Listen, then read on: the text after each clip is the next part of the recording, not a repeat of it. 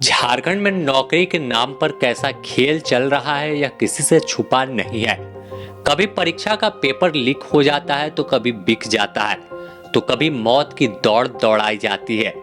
लेकिन अब एक ऐसा मामला सामने आया है जिसमें पैसा देकर बिना किसी दौड़ और कागजी प्रक्रिया और परीक्षा के सीधे होमगार्ड के जवान के रूप में तैनात कर दिया गया।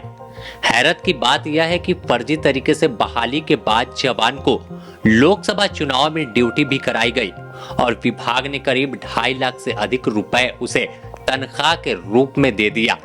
लेकिन इस मामले का खुलासा हुआ और फर्जी तरीके से होमगार्ड की नौकरी पाने वाला युवक आसिफ अंसारी को पुलिस ने गिरफ्तार कर लिया। शिकायत दर्ज होने के बाद धुरवा पुलिस ने जांच शुरू की और आसिफ तक पहुंच गई। इससे पूछताछ में और भी कई नाम सामने आए हैं। आखिर नौकरी उसे कैसे दी गई और कौन वह आदमी है जिसने पैसा लिया था? अब तक जांच में पता चला है कि कंपनी कमांडर समेत 5 लोग इस पूरे खेल में शामिल थे। इस पूरे नौकरी के खेल में home guard company commander Kailash Yadav समेत 4 आरोपियों की पुलिस तलाश कर रही है। फरार चल रहे आरोपियों में निसार अंसारी, आसिफ अहमद और जगदेव टोप्पो की गिरफ्तारी जब होगी तो कई खुलासे होने की संभावना है। शुरुआती जांच में यह जानकारी मिली कि आसिफ को एक लापता होमगार्ड जवान के आरक्षी नंबर पर बहाली की गई थी। इस मामले में कई तार जुड़ सकते हैं, साथ ही अभी बड़े खुलासे होने बाकी है। अभी तो तहकीकात शुरू हुई है। सूत्रों की माने तो इसकी जांच ऊपर तक जाने वाली है, क्योंकि नौकरी के खेल में सिर्फ कंपनी कमांडर और कुछ सिंडिकेट नहीं हो सकते।